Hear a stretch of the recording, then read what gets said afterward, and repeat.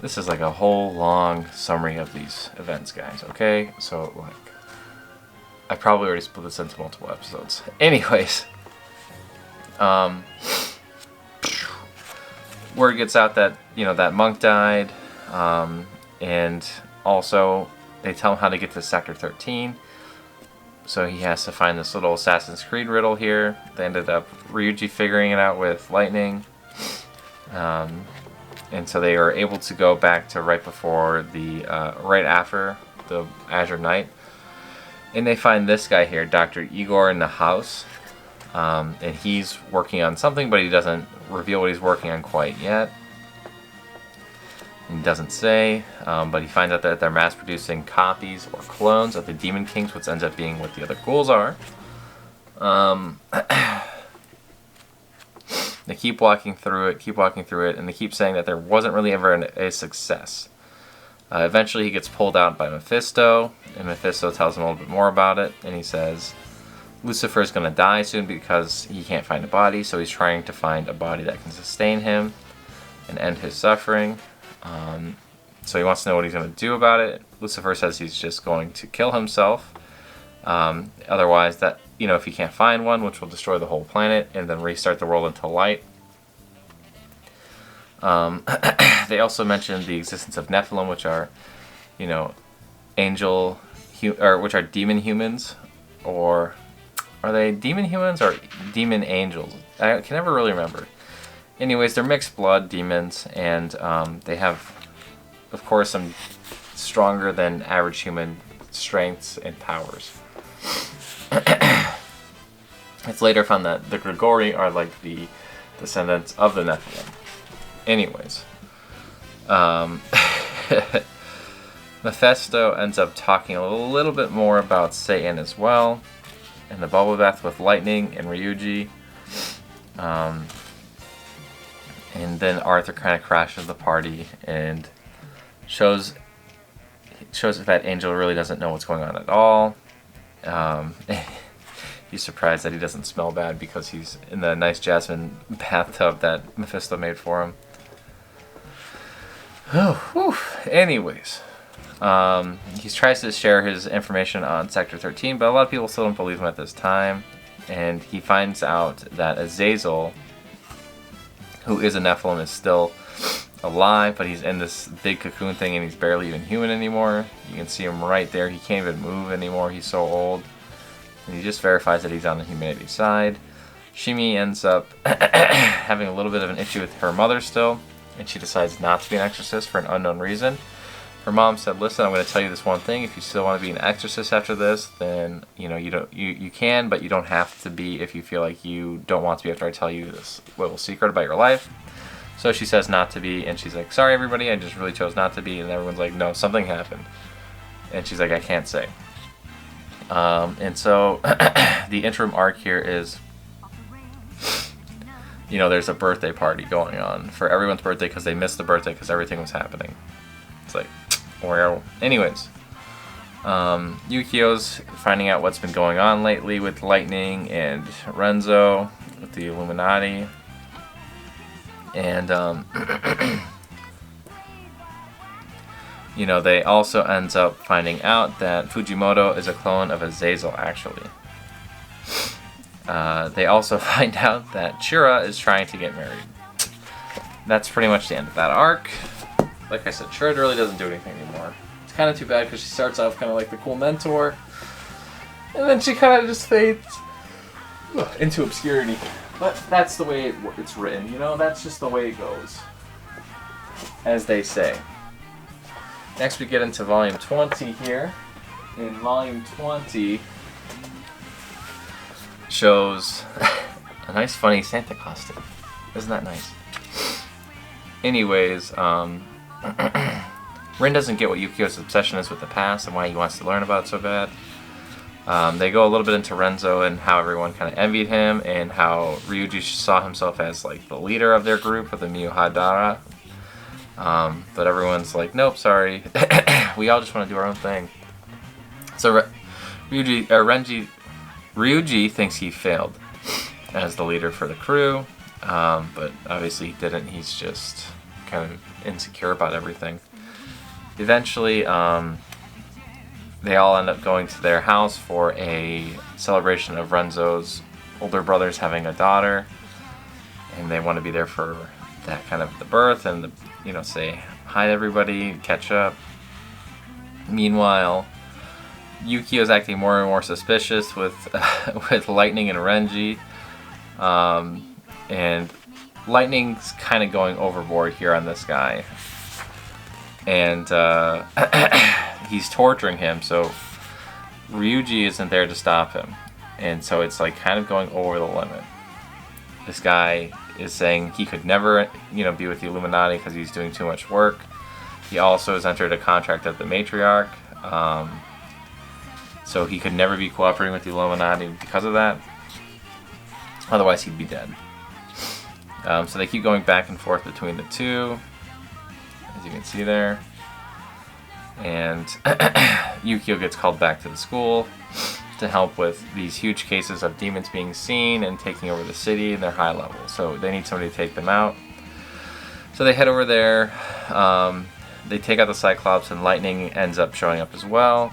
And he gives, you know, a nice little sword demon to Shura, and so she can use her sword for something else other than nothing. Yukio says he doesn't want anybody's help, and he just is like kind of still doing on his own thing. He catches out that Lightning can actually track Renzo despite him being a spy because he left a mark on him. And eventually Lightning gets arrested by this guy here. He tells Yuki his password. I love sushi 0147 which I thought was hilarious. I was like, what the heck is going on? So he goes into there, he gives it to Ryuji. Ryuji goes into his computer and he's able to present the evidence. Meanwhile, Yukimura got his arm broken, or Yukio got his arm broken recently, and this USB drive with the password he puts in there, and he's able to see more about his past and more about Fujimoto. He finds out Fujimoto is a clone. And he's not sure he can take it on his life anymore and continue on. He's also not sure who to trust anymore. And he starts flipping out on people like Shimi, which he never used to flip out on before. So he ends up trying to shoot himself in the head again. But of course, you know, Satan wakes up and stops him. So that was pretty neat. They find out Mephisto's working with the news to keep everything under wraps. So that's kind of funny in my opinion. Then we get into Volume 21. Volume 21 shows Yukio getting some kind of punishments here. And Rin's going to go help him. That way he can stay with the Order. And if Yukio quits the Order, then... if he needs to, he's even willing to quit the Order. He feels really responsible for Yukio to be acting this way. But, you know, that's just the way it is. And so, yes. Anyways, he wants to go help him. And, you know, of course, Shura's still trying to figure out what's going on with him, but, like, he's not really saying anything. And he keeps having these, like, flashbacks and delusions about his past and about Satan kind of weaseling his way into Yukio's mind. So Rin tries to rescue him, and they also are trying to kind of get more information from Mephisto here. But eventually they find Yukio on this ridge here outside in the middle of the snow, and he's actually taken in by the Illuminati. So he joins the Illuminati, which I thought was an interesting twist. You know, you kind of see it coming, but to see it actually come to fruition is very rewarding.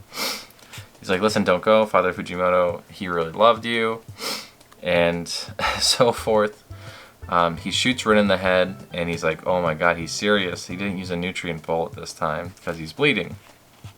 And it hasn't stopped. And says, okay, Rin's serious. I mean, Yukio's serious. I'm going to get serious. He's like, this is going to be a rescue. But he's stopped by Renzo.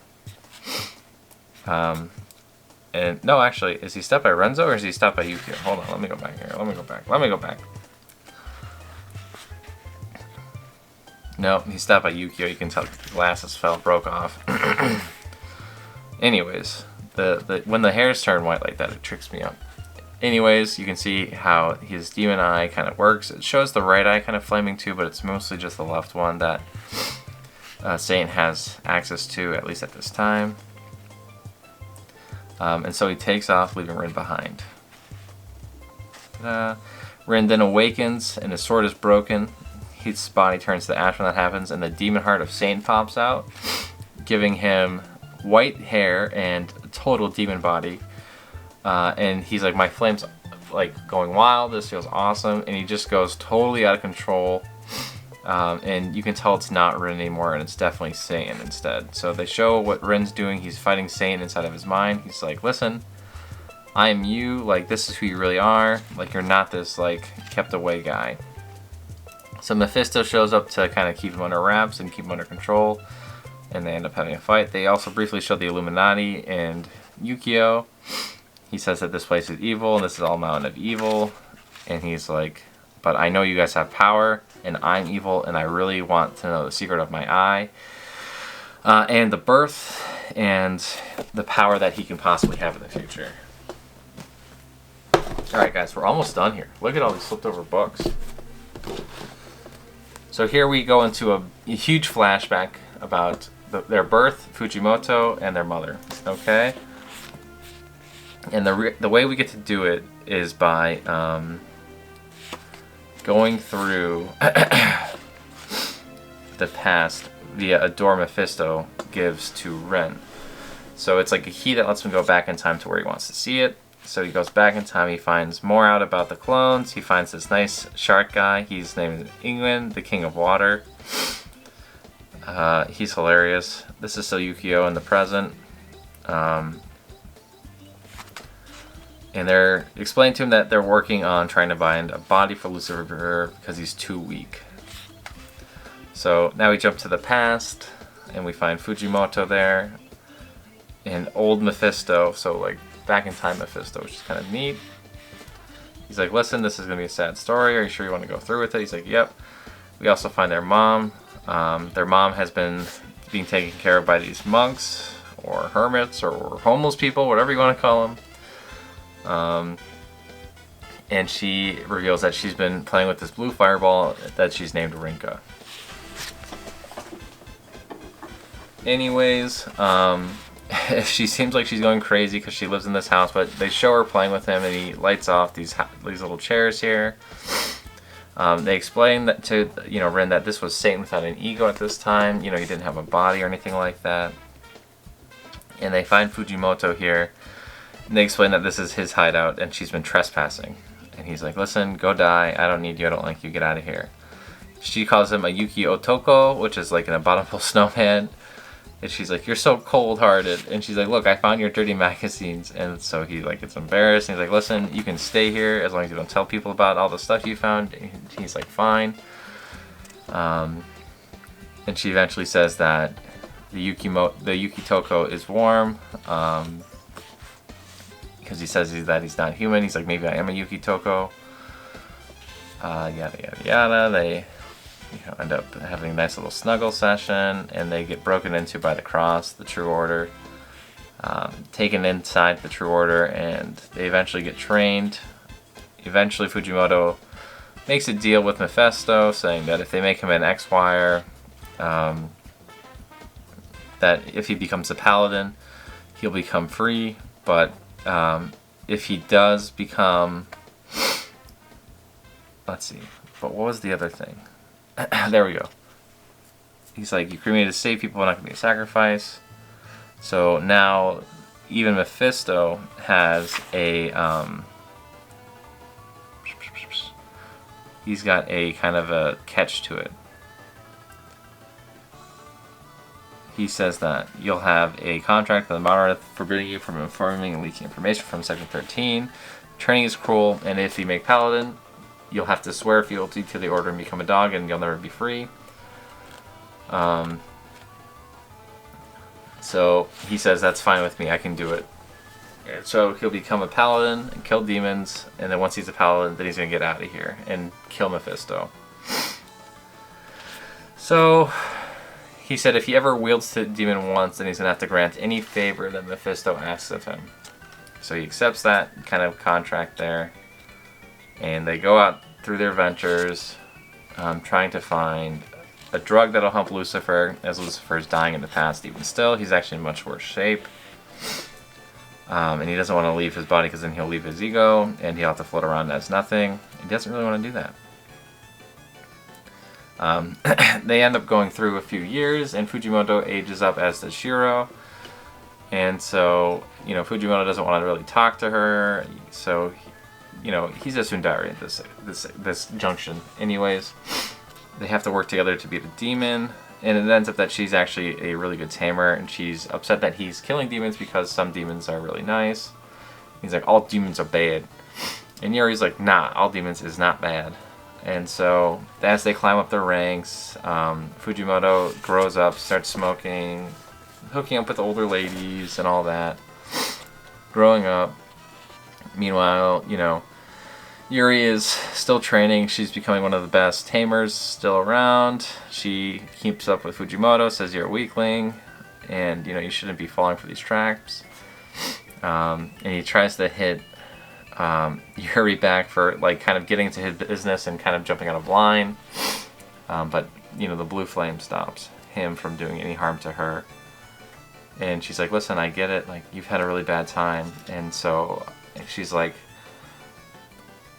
I know it must have been really hard. He's like, no, it wasn't hard. It was normal. Everybody was this way. Not everyone has parents. You didn't have them either. He says, but it's not a big deal. And then she ends up kissing him and saying that she loves him. And so he gets embarrassed, nervous, and he freaks out and he walks out of there. Meanwhile, Satan kind of wakes up in this clone body. Okay. Ah, yes. Volume 23. This is gonna cover Fujimoto's past flashback with the mom still. It starts to show off Satan a little bit more. And here you can see Satan's kind of looking exactly like Rin after he got his demon heart, fully awakened Satan's heart from the Coma Sword. And she recognizes it as Rinka right away. So then Yuri and Satan kind of start to go through a relationship where Yuri's trying to teach him things and trying to keep his mind saturated or satiated. There we go. But eventually it becomes impossible, and so he goes way too hungry for knowledge. And he gets full of himself. He says, from now on, you can call me Saiyan. He's all powerful. He then breaks away from the Order of the Cross, obviously, because I want to get rid of him.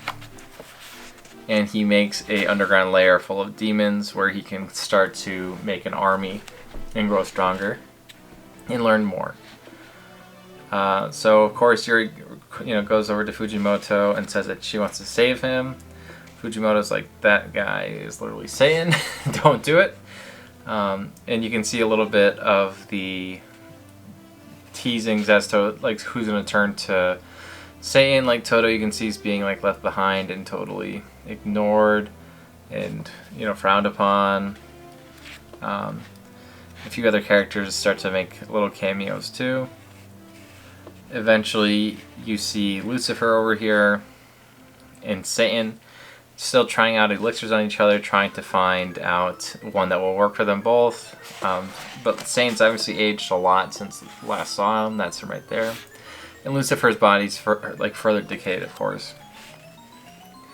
As things go on, they also show off a few of the other characters and kind of what they've been up to, as well as show how strong Satan's gotten, but how much he relies on the elixirs. So they kind of wait a month just to make his body wear down even more. And what ends up happening here is Fujimoto has to say goodbye to Yuri while Yuri goes to see Satan. And she tries to get him to stop one last time before things, can't be fixed. And she actually does a good job doing that because they say that they belong together. And he then even stops using the elixirs for a little bit and ends up being with Yuri for a while.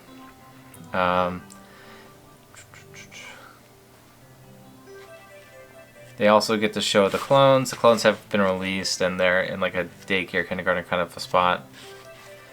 But eventually even the people who are help raising the clones get shot. They get turned on. People in the Order don't know what to do because they don't want to be associated with Satan. And they want to know what's happening. They also find out that Yuri is pregnant with Satan's child at that time as well. And they have to figure out what to do, but they can't do anything to Yuri because she has a special seal on her from Satan. And Fujimoto's of course upset. He's saying he's going to exorcise her kids, which she doesn't really want that, obviously. So Mephisto starts to put into works the Coma Sword, so they go check out Renzo's crew, you know, his family, Ryuji's family, all of them, just to make sure they can get the sword and lay the plans down right. So, you know, of course Fujimoto wants to kill Satan and save Yuri because, you know, secretly I think he loves her, but nobody will say. So sad. Here's a picture right here of little Rin. Isn't that cool? That's his little demon heart there. Anyways, this volume is going to cover mostly, let's see. This volume right here will cover a lot of Rin's birth here. This is kind of weird. You know, she's giving birth to Rin, and then she pushes, and then he literally fucking flames out of there. Like, what the hell is going on? And goes crazy. Totally, fully overcome by Satan's power and just flowing into the whim of Satan's flame, thinking he should never have been born as he watches his past self kind of do this. Saying that if he was never born, a lot of these lives wouldn't have been lost. We then switch back to the present, where we see Yukio with the Order of the Cross. The cross gives him, I love this little shark guy, the cross gives him 2 weapons, but he can't wield the 2 weapons without his arm. So there are 2 new pistols right there. And they're made from this crystal, which also makes holy water, which was a secret held by the Order that they didn't want to get out. They offer to heal his left arm in 1 day using partial regenerations, I'm assuming from a clone, but they don't really say. Furthermore, they start to put on a trial for Lightning. Lightning then finds out that Arthur is actually a clone of Lucifer, and they also find out that that guy right there is actually working with the Illuminati, but nobody believes him, so he takes it into his own hands, but obviously it looks like him attacking a officer, so they throw him in jail. Then we go back to Renzo and Yukio, and he's talking to him more about how Lucifer has been changing bodies by cutting off his head.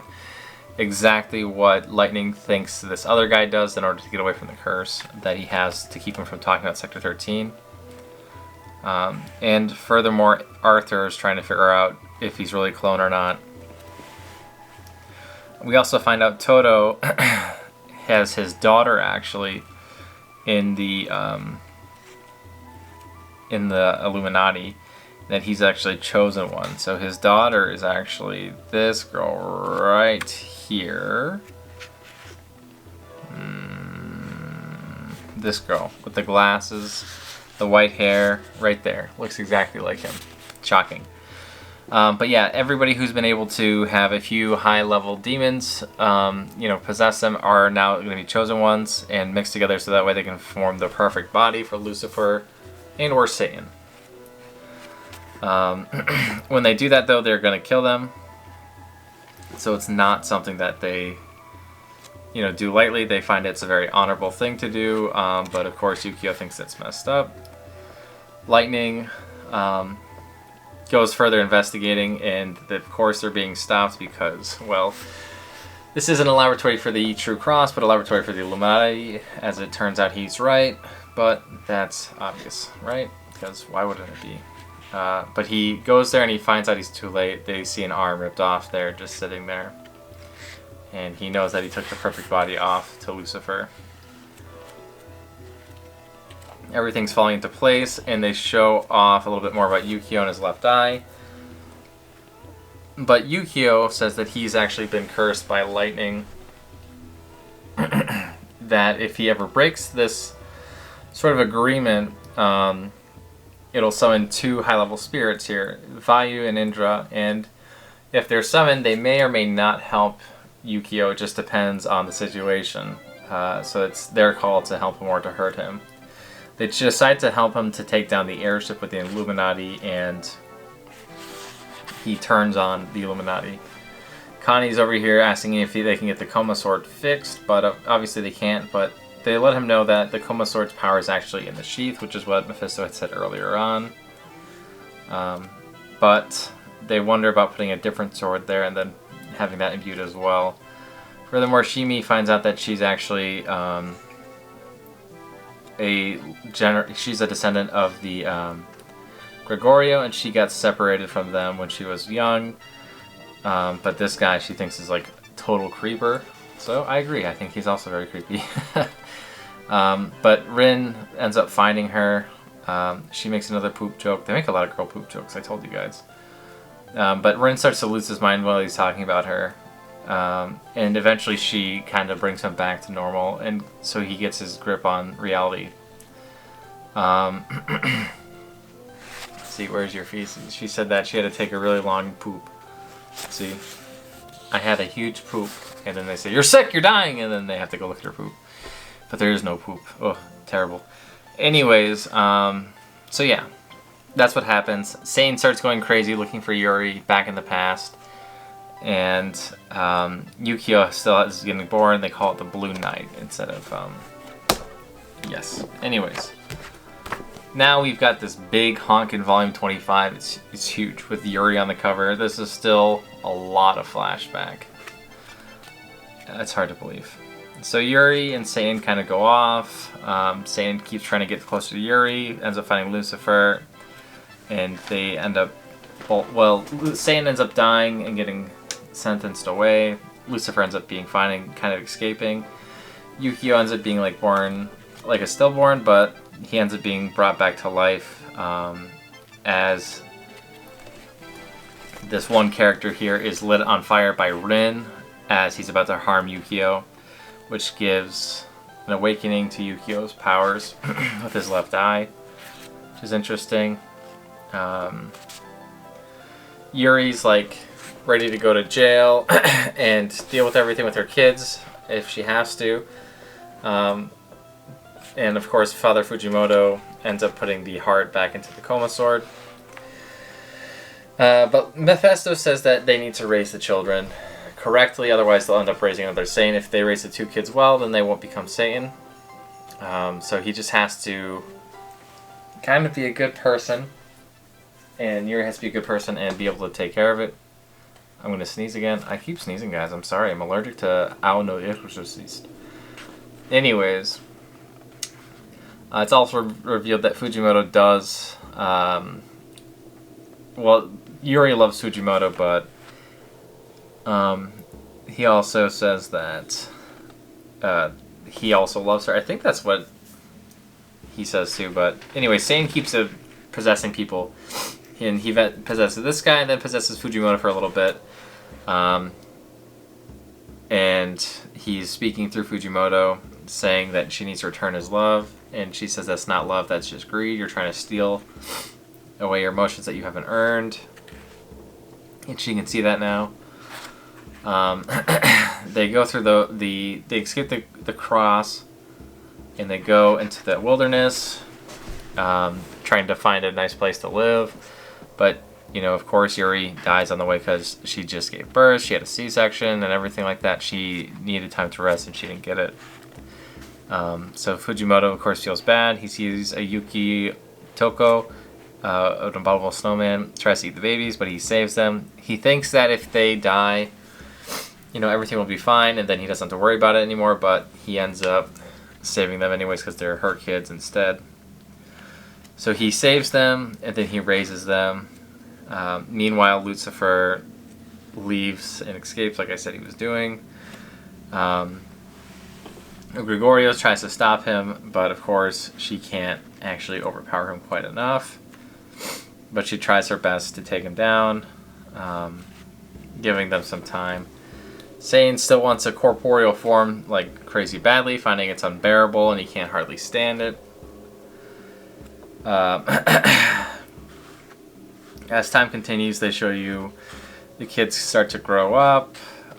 They also show you what's happening with Faji Fujimoto, saying that he won't let anyone kill the kids anymore. But he has another request, is that he has to become the Arc Knight, and in doing so he ends up doing a demon's request by also raising the kids, and so now he has to do a favor for Mephistus. And then here you can also see Mephistus, Samuel, Nephiles, whatever. Anyways, you can see him in this other dimension with his nice little clock hand sword, meeting with the dad. The dad is saying that they have to prepare a body for him, and whoever prepares the body first will get his blessing and favor. So Fujimoto becomes the 251st Paladin, which is cool. The research continues on for the best body for Satan, and they also find the sword for the coma to help seal away Rin's worst side. Here you can see the kids start to age up a little bit here. Rin gets black hair instead of the white hair as he lives more and more of a human life. But eventually he starts to lose himself, Fujimoto that is, as he becomes repossessed by Satan. He's trying to get Rin to leave, but Rin won't listen to him, and he ends up, of course, becoming killed by Rin because he's being corrupted by Satan. He was using Fujimoto to watch over Rin to see his body grow, and it wasn't that he was about to invade Rin. That was kind of a trick. So Rin then talks with Fujimoto one last time, and Rin realizes that he's an idiot. His mother and his father wanted him to stay alive, and he should live. So he understands that it's okay for him to live, and he finds Yukio. Not knowing that Yukio is, actually not with the Illuminati anymore. So he's going there to go bring Yukio back. But joke's on you, Yukio's already back. And that's everything. Okay, that was a huge summary. I'm going to put this to release after my thoughts on this, because this is so long. I didn't even intend for this to be that long. I wanted to just record my thoughts on it, but then you can't really give your thoughts on it without kind of briefly explaining what's going on. So yeah. So I actually accidentally just did a whole summary of the series that I read. So sorry about that, but I'll release this because this was a lot of work. Anyways, I'll see you guys next time. This will all slowly start to come out. And until then, goodbye.